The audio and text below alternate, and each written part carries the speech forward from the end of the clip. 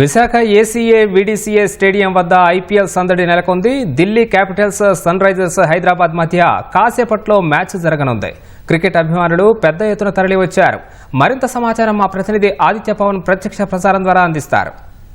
ఉగాది పండుగ ఒకవైపు, మరోవైపు విశాఖపట్నంలో ఐపీఎల్ క్రికెట్ మ్యాచ్ పండుగ జరుగుతోంది. రెండు పండుగలను విశాఖపట్నం వాసులు చేస్తున్నారు.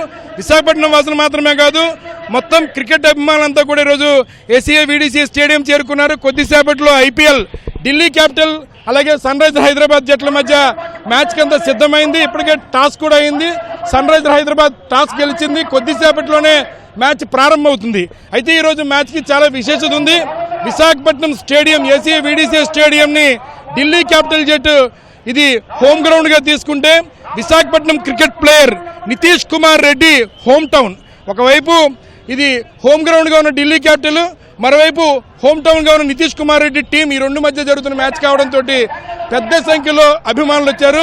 ప్రస్తుతం మనతోటి క్రికెట్ అనలిస్ట్ సుధీర్ గారు ఉన్నారు. వారితో మాట్లాడితే ఎలా ఉండబోతుంది వాళ్ళ మ్యాచ్? సార్, ఎలా ఉండబోతుంది వాళ్ళ మ్యాచ్? చాలా ఎక్సైటింగ్గా ఉంటుందండి. మీరు అన్నారు కదా, నితీష్ కుమార్ రెడ్డికి ఇది home ground and is played well also. ఒక డిఫరెంట్ రోల్లో ఆడుతున్నాడు ఇప్పుడు సెకండ్ డౌన్లో.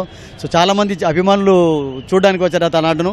అండ్ ఢిల్లీ క్యాపిటల్స్ మంచి పర్ఫార్మెన్స్ కనబరిచారు. ఫస్ట్ మ్యాచ్లో వాళ్ళు ఏం తీసుకోలేదు. 65 for 5 ఉన్నా కానీ వాళ్ళు మ్యాచ్లో విక్టరీ సాధించారంటే వాళ్ళకు డీప్గా బ్యాటింగ్ లైనప్ ఉంది. So two teams are tough star started teams ఉన్నాయి. అండ్ బ్యాటింగ్ ఫస్ట్ చేయడం అనేది అఫ్కోర్స్ కొంచెం అడ్వాంటేజ్ కావచ్చు, ఎందుకంటే కొంచెం ఎండగా ఉన్నప్పుడు బౌలర్స్ కొంచెం కష్టపడుతుంటారు.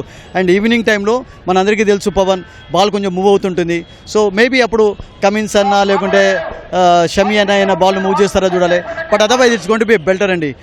వండర్ఫుల్ బ్యాటింగ్ కండిషన్స్ చూసాం ఫస్ట్ మ్యాచ్లో, అండ్ అదే ఇక్కడ ఎక్స్పెక్ట్ చేయొచ్చు. And two teams are very tough. We're going to see an exciting match. Ugadi రోజు ఒక రియల్ ఫెస్టివల్ అట్మాస్ఫియర్ ఉంది. వైజాగ్ స్టేడియం ఎలా ఉండబోతుంది? ఎందుకంటే వైజాగ్ స్టేడియంకి ఇంతకుముందు బ్యాటింగ్ పిచ్ ఇది. గతంలో కూడా మనం బీసీసీఐ మ్యాచ్లు జరిగినప్పుడు కూడా చూసాం. మహేంద్ర సింగ్ ధోని లాంటి వ్యక్తి కానించి రోహిత్ శర్మ కావచ్చు, విరాట్ కోహ్లీ కావచ్చు, ఇక్కడ మంచి బ్యాటింగ్ చేశారు. ఎలా ఉండబోతుంది వైజాగ్ పిచ్? అసలు ఇది చాలా మంచి బ్యాటింగ్ వికెట్ ఉంటుంది. ఎందుకంటే ఫస్ట్ మ్యాచ్లో కూడా 200+ స్కోర్ చూసాం మనం. 4-5 years ఎగో పవన్ కొంచెం స్లోగా వచ్చేది వికెట్, స్పాంజీ బౌన్స్ ఉండేది. బట్ ఆ తర్వాత ఇప్పుడు ఒక బెల్టర్ లాంటి వికెట్లు చూస్తున్నాం. అండ్ దట్టు సీజన్ స్టార్టింగ్లో పవన్ ఎక్కడైనా కానీ కొంచెం మీకు బ్యాటింగ్ ఫేవరబుల్ కండిషన్సే కనబడతాయి.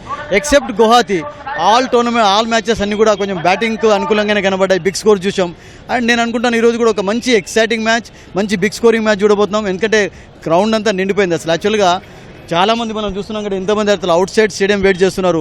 అండ్ అన్ని టికెట్స్ అమ్ముడుపోయినాయి ఇక్కడ.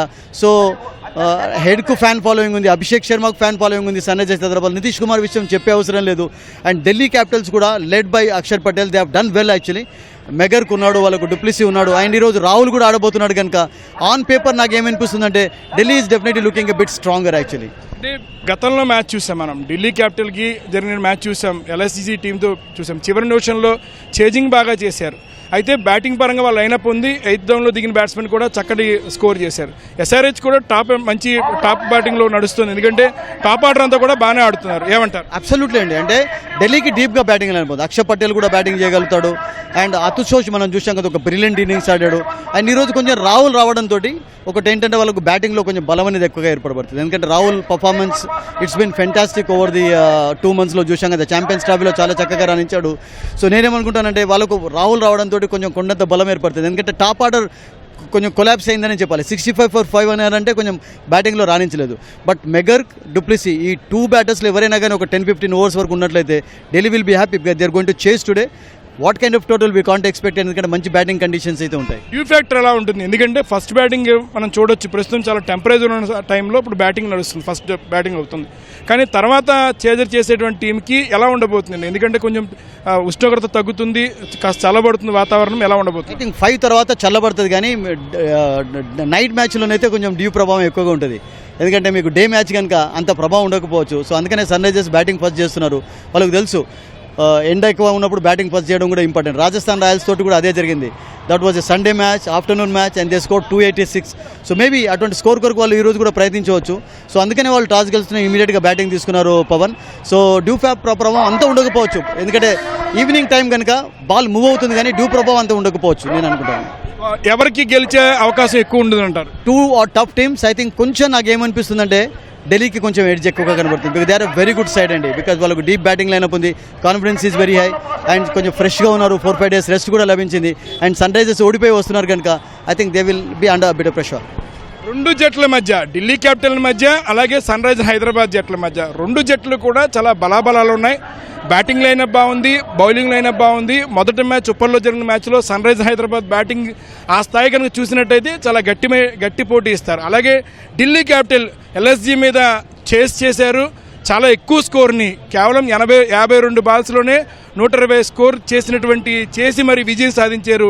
కాబట్టి రెండు జట్ల మధ్య, Delhi capital Sunriser Hyderabad జట్ల మధ్య జరిగేటువంటి విశాఖపట్నంలో జరుగుతున్నటువంటి ఈ మ్యాచ్ చాలా గట్టి పోటీ ఉంటుంది. చివరి బంతి వరకు కూడా ఆసక్తికరమైనటువంటి మ్యాచ్ తిలకించే అవకాశం ఉంటుందనే అభిప్రాయాన్ని నిపుణులు వ్యక్తపరుస్తున్నారు.